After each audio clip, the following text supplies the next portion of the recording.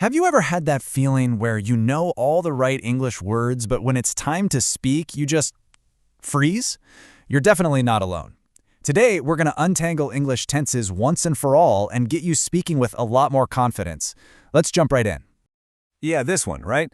This is probably the number one thing I hear from English learners. You have the vocabulary, but you get stuck on which verb form to use. It's that little moment of doubt that can stop a conversation in its tracks. Well, we're going to fix that today. So, forget about memorizing complicated grammar charts or reading a textbook cover to cover.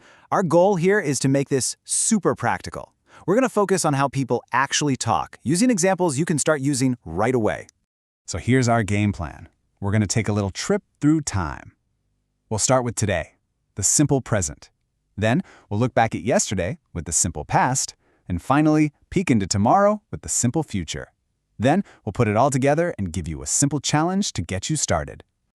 All right, first stop, right here, right now. The simple present is your best friend for talking about the things you do every day, your habits, your routines, and just general facts about the world. So think about it. What do you do every single morning? I wake up, I drink coffee. Those are your habits, your routines. That's simple present. Or what about a fact that's always true? The sun rises in the east. Yep, that's simple present too. It's for things that are constant. Now, here's the basic recipe. It's really straightforward. For I, you, we, and they, you just use the verb. But here's the one little trick you gotta remember. For he, she, or it, you just add an S to the verb. And when you need to make it negative or ask a question, do and does jump in to help you out. It's that simple. Okay, now that we've got the present down, let's hop in our time machine and take a quick trip to yesterday. We're going to talk about things that are completely finished, done, over. Welcome to the simple past. The key word to remember for the simple past is finished. The action started in the past and it ended in the past. So think about what you did yesterday evening.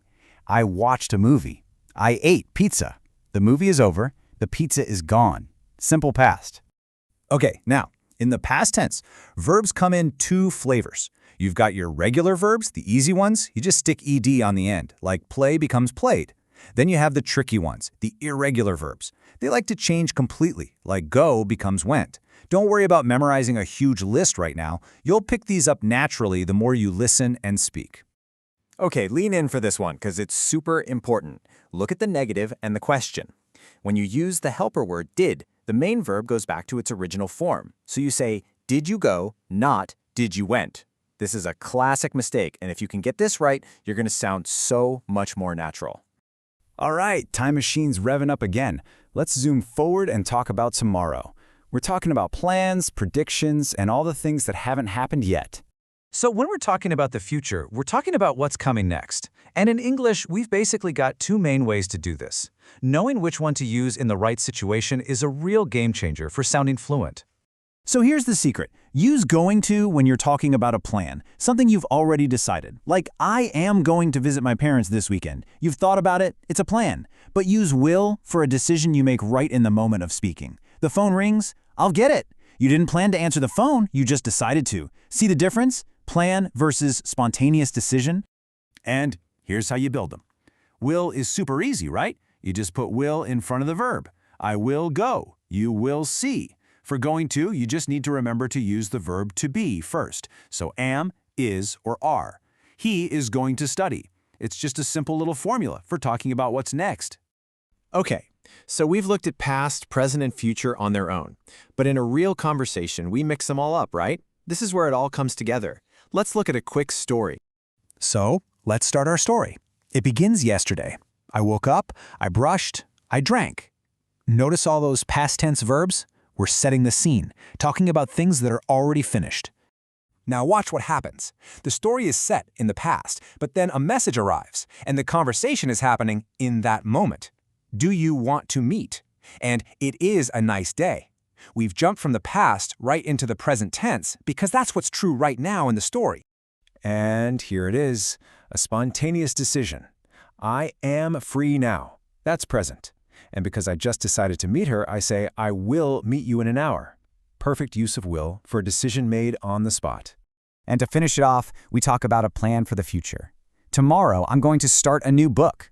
This isn't a spontaneous decision, it's something I've already planned to do. So going to is the perfect fit. And just like that, in one tiny conversation, we've used past, present, and future. That's how real English works. So now you've seen the theory and you've seen it in action. But the only way to really learn this is to do it yourself. It's time to move from knowing to doing. So here's a really simple challenge for you. Think of this as your daily English workout. First, just write a few sentences about your day, what you did, what you're doing, and what you're going to do. Then, go back and circle the different tenses you used. And now, for the most important step, read it out loud.